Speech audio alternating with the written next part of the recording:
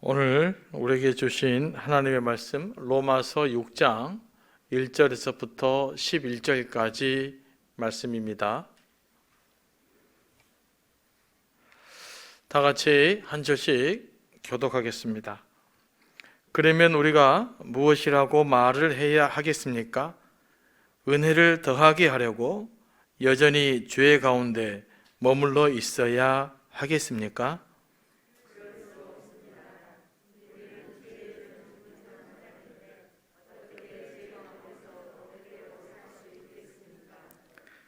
세례를 받아 그리스도 예수와 하나 된 우리는 모두 세례를 받을 때에 그와 함께 죽었다는 것을 여러분은 알지 못합니까?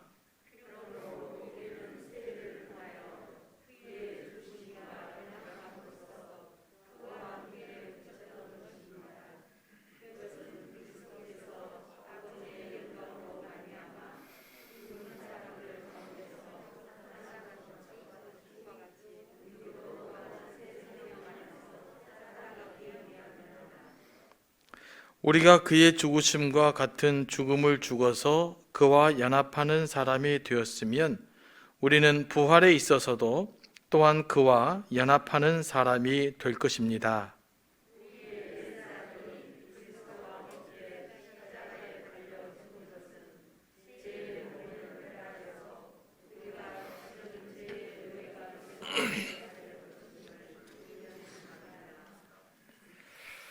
죽은 사람은 이미 죄의 세력에서 해방되었습니다.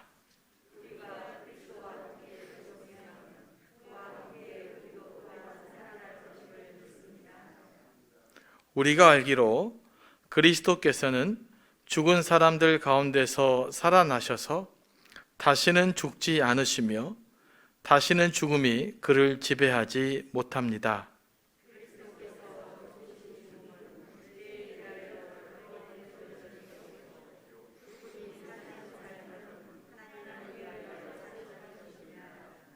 다 같이 이와 같이 여러분도 죄에 대해서는 죽은 사람이요 하나님을 위해서는 그리스도 예수 안에서 살고 있는 사람이라는 것을 알아야 합니다.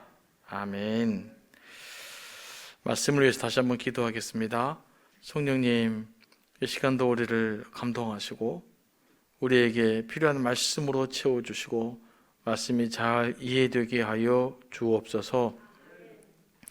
예수님의 이름으로 기도합니다. 아멘. 사도 바울은 로마서 5장 20절에서 죄가 많은 곳에 은혜가 더욱 넘친다고 말했습니다.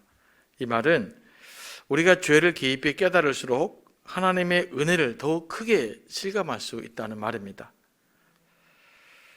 그런데 이 바울이 이 말을 듣고 이제 오해하고 이 말을 비꼬는 사람들이 있었습니다. 죄가 많은 곳에 은혜가 많으니까 또 우리가 아무리 죄를 많이 지어도 하나님이 어차피 용서해 주실 거니까 그래 우리가 죄를 지어도 별 문제 없지 않습니까? 라고 사도 바울의 이야기에 대해서 이제 반론을 제기한 사람이 있었어요. 어떤 사람들은 진지한 질문일 수도 있겠고 또 어떤 사람은 은근히 비꼬는 말일 수도 있습니다. 사도 바울처럼 이야기하면 지금 우리에게 일어난 일이 설명이 안 된다. 그럼 우리는 마음대로 살면 되는가? 라고 하는 질문을 던지는 것이죠. 혹시 여러분들 중에서도 그런 질문 받은 적 있을 것입니다. 제가 어렸을 때도 그런 질문 받았는데 여러분 예수님 믿었습니까? 정말 믿었습니까? 네, 그러면 지금 가다가 죽음을 맞게 되면 천국 갈 자신 있으십니까? 이런 질문을 많이 들었잖아요. 많이 들어보셨죠? 부흥회 때. 이 질문이 상당히 수상한 질문들이었어요. 의도가. 그러면서 이런 이야기도 저는 들었어요. 예수를 잘 믿었던 사람인데 구원의 확신이 가졌다. 그런데 이 사람이 도둑질하다가 죽게 됐다. 이 사람이 천국 가냐 못 가냐? 여러분 천국 갈 것 같습니까? 못 갈 것 같습니까? 그냥 한번 생각해 보세요. 네, 이거 대답하기 어려운 거예요. 그죠? 그렇게 죽으면 안 되죠. 예수 믿는 사람이. 그런데 구원파라는 사람들이 있어요. 그 사람들은 그래도 천국 간다라고 주장을 했어요. 그것도 아주 강하게 주장했어요. 여러분, 영적인 구원에 대해서는 이게 결정적으로는 하나님의 은혜와 하나님의 주권 안에 있는 거거든요.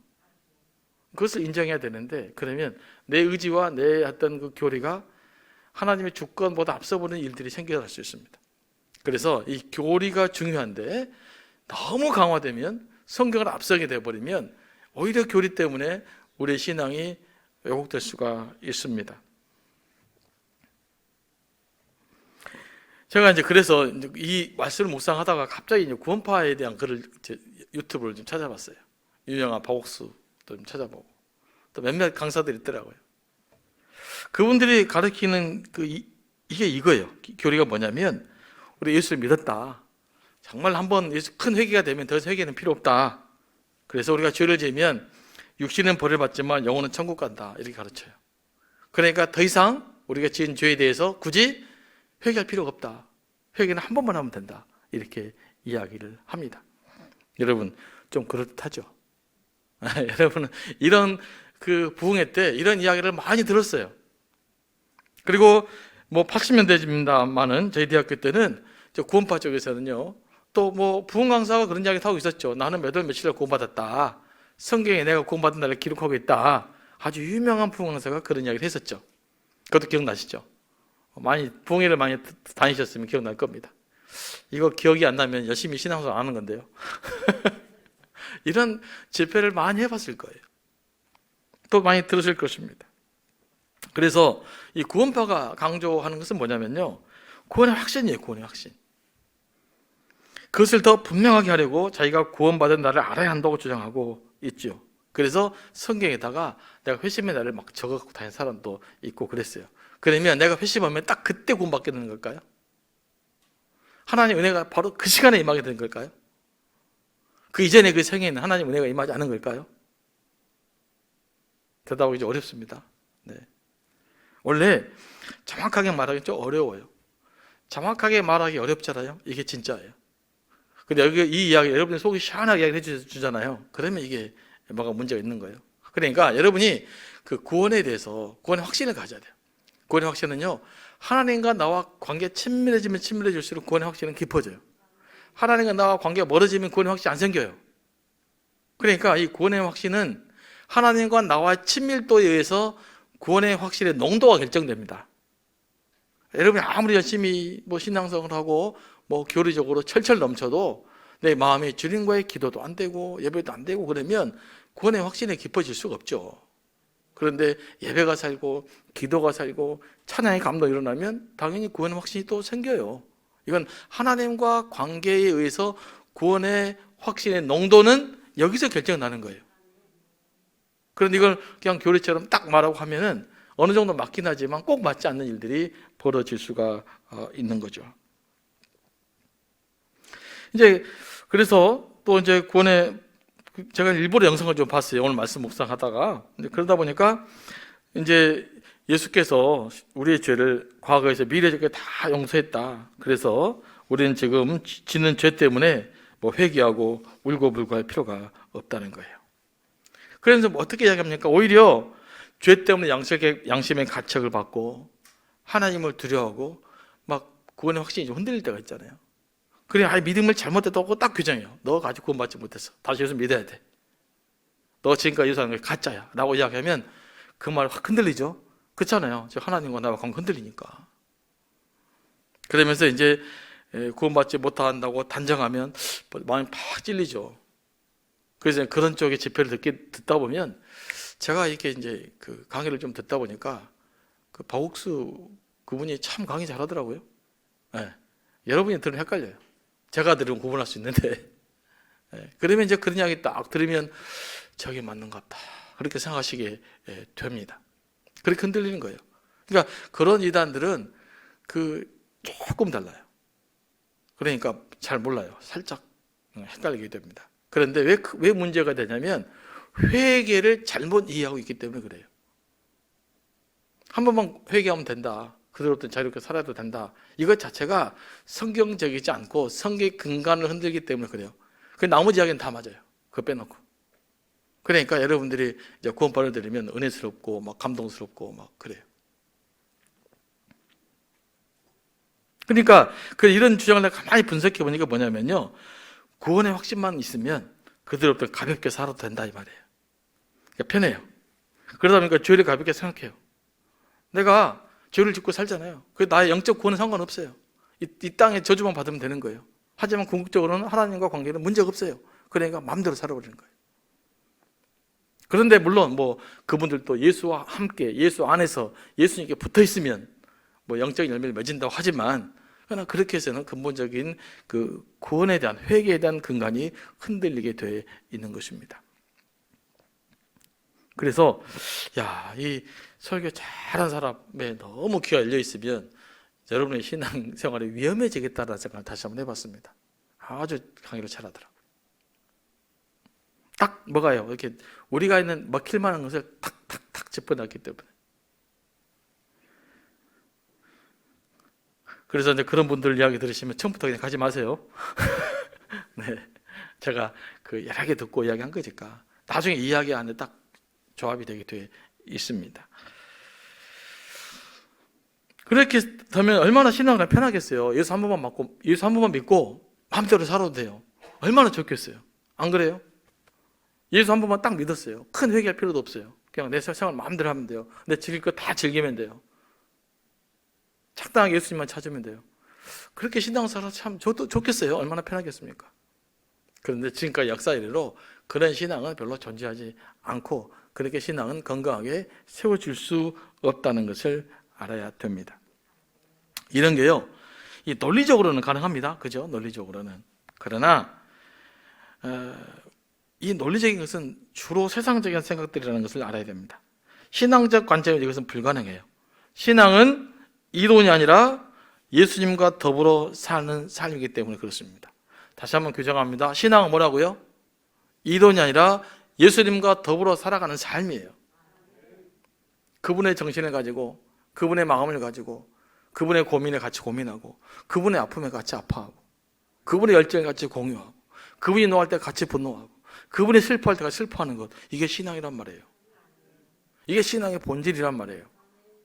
그러니까 이 신앙의 본질을 집중하지 않으면 자꾸 확신을 주는 어떤 이야기 속에 우리가 사로잡히게 되는 겁니다. 그런데 그 심리학적 확신의 원리가 있어요.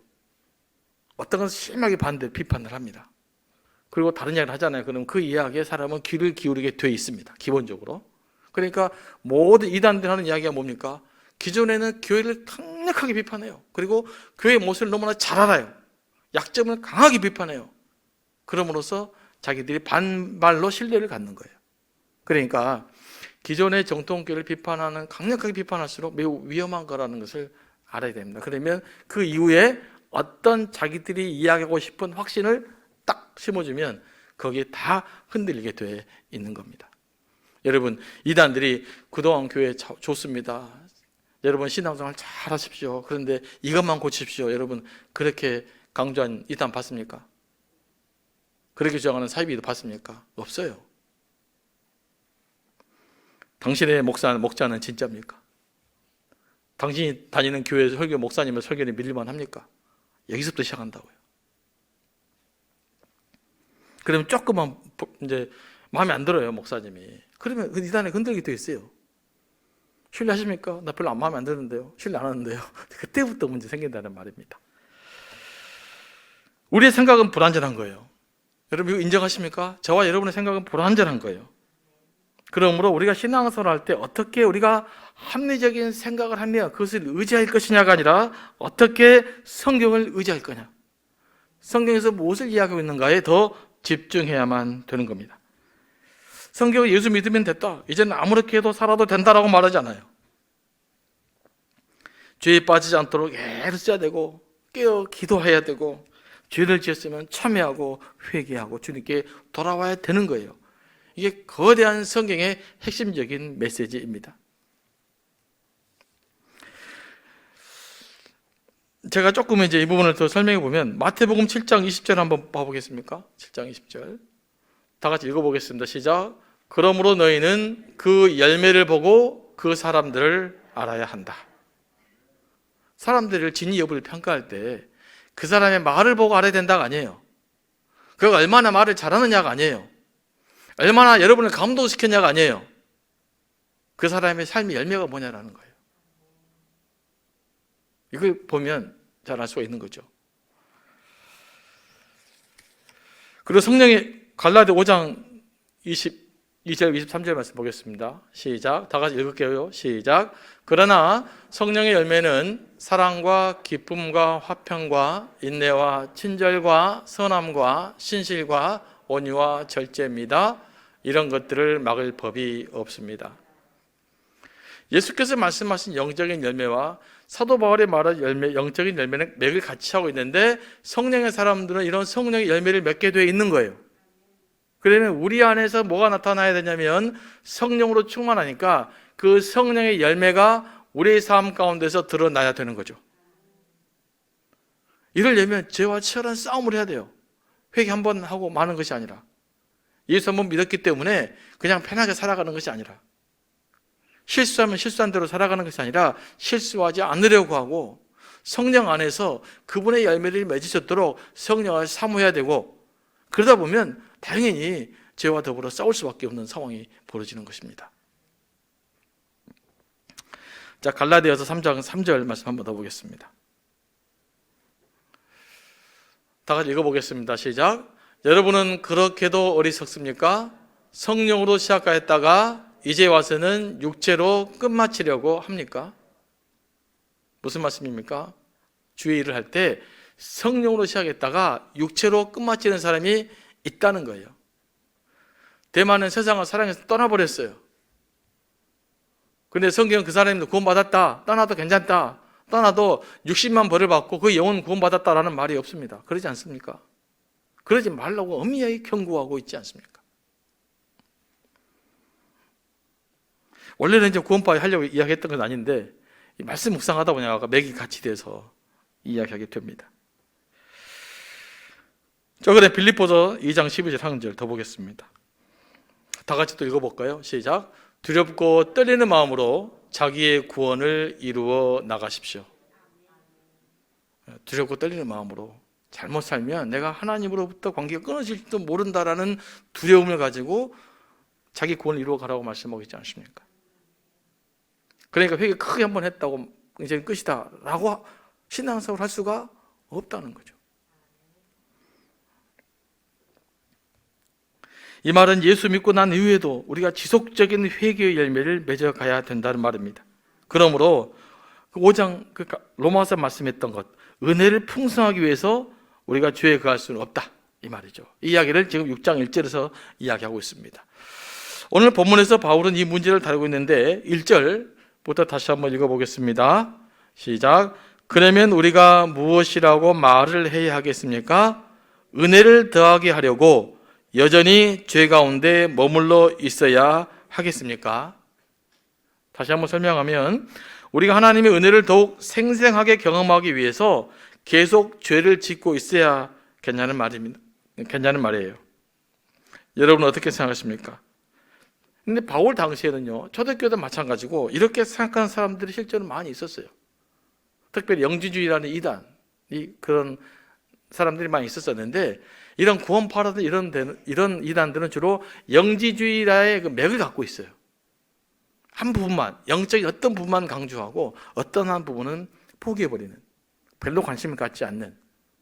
그러니까 너무나 영적인 이야기 하다 보면 자칫하면 이게 우리가 그 의식적으로 오해할 수 있어요. 오류를 범할 수 있게 됩니다. 그래서 더 건강한 말은 전인적이에요. 전인적. 여러분의 영육을 가진 그 총체적 인간 자체, 하나님은 거기에 관심이 있으신 거예요. 영은 그의 중심이기 때문에 하나님께서 더 관심을 갖고 있는 것이죠. 사도 바울의 답변이 뭡니까? 2절입니다. 그럴 수 없습니다. 우리는 죄에는 죽은 사람인데 어떻게 죄 가운데서 그대로 살 수 있겠습니까? 우리의 신분은요, 죄에 대해서 죽은 사람입니다. 여러분의 신분은 뭡니까? 예수 믿었으면 죄에 대해서 죽은 사람이에요. 바울은 갈라디아서 5장 24절에서 이렇게 기록하고 있습니다. 한 번 더 볼까요? 다 같이 읽겠습니다. 시작. 그리스도 예수께 속한 사람은 정욕과 욕망과 함께 자기 육체를 십자가에 못 박았습니다. 우리는 우리의 정과 욕심을 십자가에 못 박은 사람이에요. 이런 정체성을 사도 바울은 계속해서 갈라디아서에서 이야기하고 있는데요. 2장 20절 다 잘 아시는 말씀입니다만은 다시 한번 읽어보겠습니다. 시작. 내가 그리스도와 함께 십자가에 못 박혔나니 그런즉 이제는 내가 사는 것이 아니요 오직 내 안에 그리스도께서 사는 것이니라. 우리의 정체성은 죄에서 죽은 자로서의 정체성이에요. 여러분은 정과 욕심을 십자가에 못 박아 버린 사람들이에요. 그래서 우리는 죄 가운데 살아서는 안 되는 겁니다. 물론 우리가 연약해서 우리가 인간적인 연약함이 있어요. 그렇기 때문에 어쩔 수 없는 죄인으로 살아가는 것이지, 야, 내가 죄를 열심히 짓고 살면 또 그냥 그렇게 살아도 하나님이 알아서 나에게 은혜를 베풀어 주시고 알아서 나를 구원의 은총으로 이끌어 가 주신다? 이럴 수는 없는 법이란 말입니다. 죄를 지었으면 그 죄를 해결하는 방법은 죄 고백하고 회개하고 돌아서는 거예요. 우리는 연약하기 때문에 끊임없이 죄를 짓잖아요. 우리는 끊임없이 돌아서야 되는 거예요. 그러면서 조금씩 한 걸음씩 더 변화되어져 가는 것입니다. 그렇게 우리는 성숙을 향해서 진행되어져 가는 것이지 그냥 크게 예수 한번 믿고 말면 되는 것이 아니에요. 우리는 여전히 인간의 죄악된 본성에서 자유로울 수가 없습니다. 그래서 날마다 우리가 죄를 지을 때마다, 죄를 깨달을 때마다 하나님께 용서를 구하는 거죠. 하나님, 내가 또 이런 잘못을 했습니다. 그리고 날마다 예수께서 우리에게 가르쳤던 것처럼 시험에 빠지지 않도록 애를 써야 돼요. 시험에 빠지지 않도록 하나님께 기도해야 되는 겁니다. 신앙은 그런 과정을 통해서 점점점 성숙해져 가는 것입니다. 그리고 신앙은 서큘레이션이 있어요. 나름대로. 올라갔다가 내려갔다가 올라갔다가 내려갔다가 그 과정에서 신앙은 반복적입니다. 일사천리로 계속 그냥 주님 향해 뜨거운 가슴으로 살아갈 수 없어요. 사람은. 그러면 수상한 사람이에요. 오히려 흔들리기도 하고 다시 정신 차리고 다시 뿌리 내리고 또 새롭게 일어서서 또 출발하고 또 흔들리고 그렇게 가는 거예요. 우리 목자 모임에서 제가 한번 이야기합니다만은, 여러분 배를 타고 제주도에서 예를 들면 무도까지 갑니다. 그럼 어떻게 되겠어요? 배가 흔들흔들해서 가요. 그런데 흔들흔들 거리지만 그 목적지로 도달하는 거예요. 신앙생활은 흔들흔들 하지만 그러나 궁극적 그 목적지를 향해서 끝까지 가는 거예요. 그냥 일사천리로 레일로드처럼 쭉 가는 것이 아니란 말이에요. 우리는 배를 타고 가는 인생이기 때문에 때로는 높은 파도를 탈 수도 있고 또 파도에 흔들릴 수도 있고, 그럼에도 불구하고 예수 그리스도를 바라면서 한 걸음 한 걸음씩 걸어가다 보면 하나님의 은혜가 충만히 우리에게 임하게 되고, 그러면서 구원의 확신을 완벽하게 체득해 가는 것입니다. 3절 말씀 봅니다. 4절 말씀까지 다 같이 한번 읽어볼까요? 시작. 세례를 받아 그리스도 예수와 하나가 된 우리는 모두 세례를 받을 때에 그와 함께 죽었다는 것을 여러분은 알지 못합니까? 그러므로 우리는 세례를 통하여 그의 죽으심과 연합함으로써 그와 함께 묻혔던 것입니다. 그것은 그리스도께서 아버지의 영광으로 말미암아 죽은 사람들 가운데서 살아나신 것과 같이 우리도 또한 새 생명 안에서 살아가기 위함입니다. 세례가 무엇입니까? 그리스도와 함께 죽고 그리스도와 함께 살아난 사건, 이것을 예식화시켜 놓은 것이 세례 예식이에요. 당시 세례는 지금 우리가 하는 방식과 달랐죠. 침례라고 하는데 그게 이제 원래는 그렇게 했어요. 물에다가 완전히 잠기는 거잖아요. 그리고 꺼내는 것입니다. 이게 뭘 상징하냐면 물에다가 완전히 잠기는 것은 죽음을 상징해요. 꺼내는 건 생명을 상징해요. 그러니까 죽었다가 다시 살아난 사건, 예수 그리스도의 죽음과 부활, 이것을 상징적으로 그리는 사건이 바로 세례라는 사건이에요. 그러므로 세례를 통해서 나는 죽었다가 예수님과 함께 다시 살아나는 거예요. 그게 신앙 고백, 이것이 바로 세례입니다. 그 신앙 고백을 예식화시켜서 아주 소중하게 기독교 전통을 간직해 왔어요. 사도 바울이 지금 그 이야기를 하고 있는 것이죠. 우리가 세례를 받은 것은 뭐냐면 나는 죄에 대해서 완전히 죽었다가 예수 그리스도와 함께 그분의 정신으로, 그분의 영으로 내가 다시 살아났다라는 것이 바로 세례다는 것이죠. 세례의 의미를 가만히 살펴봐도 우리는 죄에 머물러 있을 수는 없다. 하나님의 은혜를 더 받기 위해서 죄 아래 머물러서는 안 된다라고 이야기하고 있는 겁니다. 그리고 4절 후반절을 보면요, 세례의 목적이 나와요. 제가 읽어보겠습니다. 그것은 그리스도께서 아버지의 영광으로 말미암아 죽은 사람들 가운데서 살아나신 것과 같이 우리도 또한 새 생명 안에서 살아가기 위함입니다. 여러분, 세례를 받았잖아요. 그리고 하나님의 자녀는 확실히 생겼잖아요. 그것은 뭘 위한 거라고요? 우리 안에 있는 새 생명을 누리기 위한 거예요. 그런데 이 새 생명이 누구 안에 있는 겁니까? 예수 그리스도 안에 있어요. 그러니까 내가 이 새 생명 예수님을 영접하면 내 안에 뭐가 됩니까? 이 새 생명이 들어와서 숨쉬는 거예요. 그래서 예수를 영접하면 예수의 새 생명이 나를 지배해가는 삶.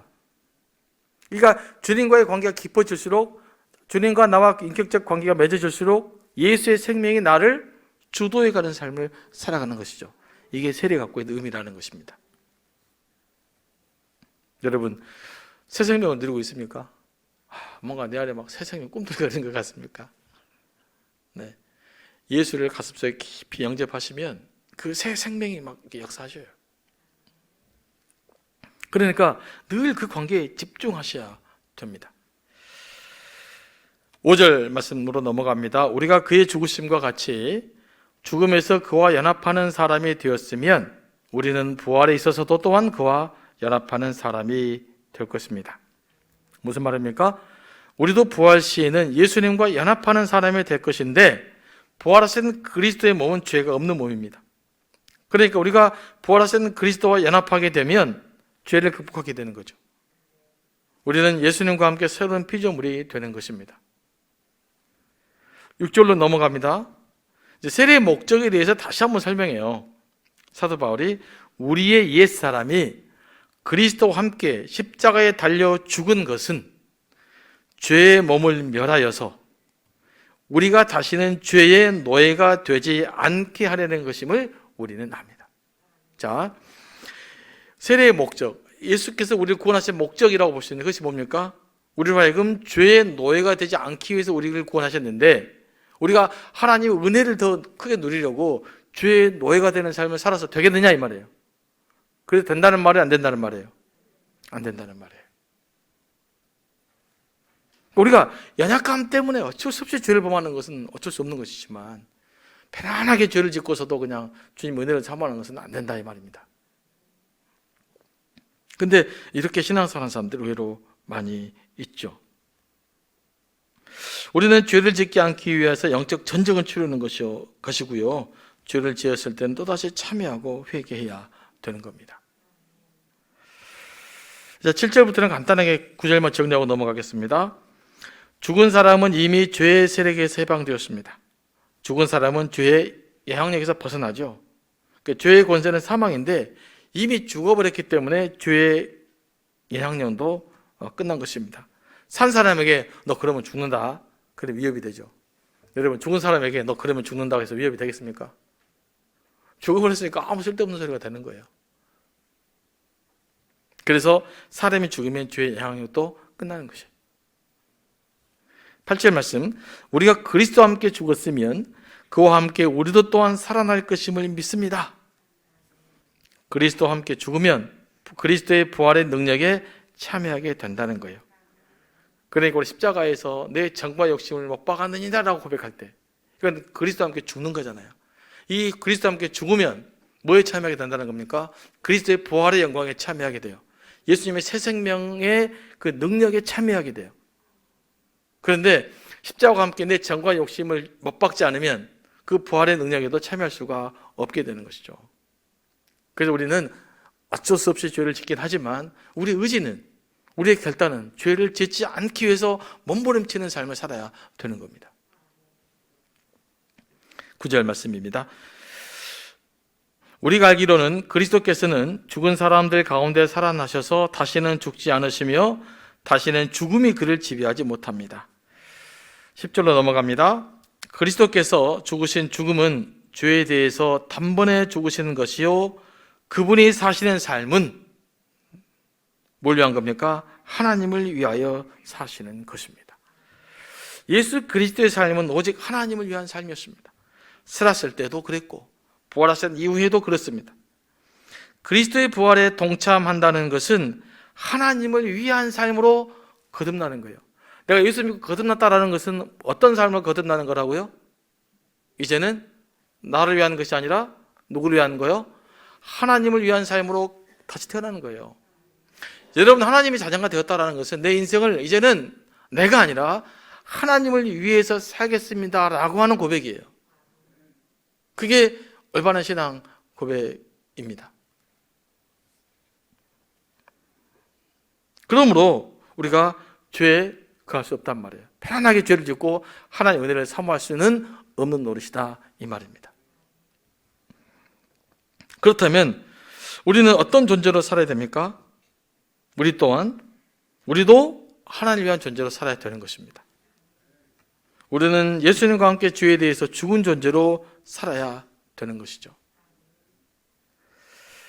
11절, 이와 같이 여러분도 죄에 대해서는 죽은 사람이요 하나님을 위해서는 그리스도 예수 안에서 살고 있는 사람이라는 것을 알아야 됩니다. 자, 우리의 정체성을 다시 한번 점검해 봅니다. 우리는 죄에 대해서는 죽은 사람이고 하나님을 위해서 그리스도 안에 살고 있는 사람이에요. 이게 예수 믿는 자에게 주어진 하나님의 축복입니다. 그러므로 우리는 나는 죄에 대해 죽은 사람이다 라고 하는 그런 정체성을 좀 강하게 가질 수 있게 되길 원합니다. 죄의 유혹이 밀려올 때마다 나는 죄에 대해서 죽은 사람이다. 나는 예수님의 생명에 동참하는 사람이다. 그러면 편하게 죄를 지을 수는 없다. 나는 죄를 지어서 안 된다. 또 죄를 짓게 되면 고백하고 하나님 용서해 주세요 라고 이야기하면서 끊임없이 갱생의 의지를 가지고 갱생의 삶을 살아야 되는 것이 우리 그리스도인의 삶인 줄로 믿습니다. 요즘 이단들을 보니까 왜 이단이 매력적일까? 요즘 제가 좀 생각해 봐요. 이단은 그냥 결정적으로 하는데 편한 길을 제시해요. 이것만 통과하면 끝나요. 이것만. 이 단계만 넘어가면 그냥 편하는 거예요. 그런데 우리 정통 기독교는 뭡니까? 우리는 편한 길이 없어요. 끝까지 십자가를 지고 가는 삶이에요. 죽을 때까지 이 걸음으로 가는 거예요. 끝까지 영적 싸움을 하는 거예요. 내 비록 쓰러지고 넘어져도 그래도 포기하지 않고 마지막까지 내 인생 끝날 때까지 눈을 감을 때까지 영적 싸움을 하며 살아가는 거예요. 이게 그리스도인이에요. 이 삶을 포기하게 되면 이단에 휘둘려요. 얼마나 좋아요.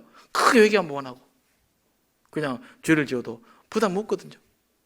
예배만 드리면 되는 것이고 마음에 좀 불편하면 예배 한번 드리고 이러다가 큰일 나겠네 그럼 예배 한번 드리고 이렇게 신앙생활은 얼마나 좋겠어요. 그러나 이 약사일로 그렇게 신앙생활을 할 수는 없는 것입니다.